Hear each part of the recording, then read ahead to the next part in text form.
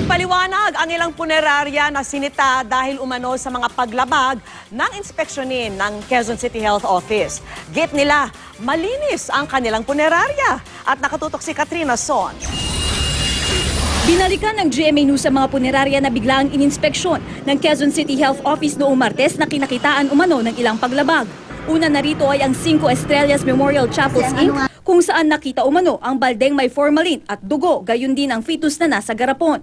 Umalma sila dahil hindi raw totoong madumi ang kanilang punerarya at lumabag sila sa sanitation standards. Regarding naman doon sa timba, kasi use formalin.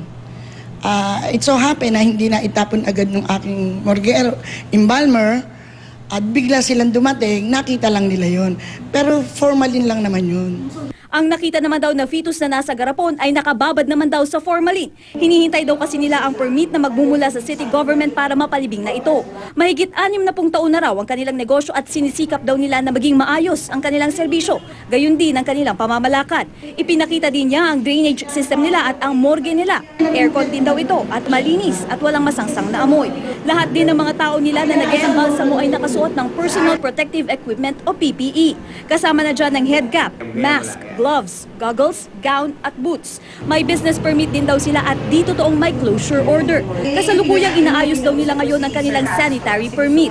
Nagtataka rin daw ang may-ari ng RPL Memorial Services kung bakit napasama ang kanyang punerarya sa mga sinasabing maduduming punerarya. Na-witness niya naman, hindi ko rin alam to, marumi ba? Marumi ba yung lugar? Talagang gusto kong depensahan kasi maging natural sana tayo, maging totoo sana tayo sa nakakita natin, dinatnan natin. Sanitary permit lamang daw ang kanyang kulang na kasalukuyang inaayos na. Bukod dito ay wala naman daw nakitang iba ang Quezon City Health Department. At dahil inaayos pa raw nila ang naturang permit ay hindi na raw muna nila ginagamit ang kanilang morgue. Sanitary permit din daw ang inaayos ngayon ng Villamor Funeral Services. Yung malinis po kasi nandun po kami sa loob na tapos nakita doon sa loob ng morgue ko. Kahit tira po wala po sila nakikita, malinis po yung aking morgue. Hindi na rin daw nila ginagamit ang kanilang morgue ng ilang buwan kaya naman nagtataka raw sila na naisama pa ito sa mga ininspeksyong mga morgue. Mga galon naman ng mga formalin ang nakita umano sa Grace Memorial Services. Agad daw nila itong ipinalinis. Isinumite na rin daw nila ang lahat ng mga hinihingi sa kanilang requirements at nag-aayos ng locational clearance.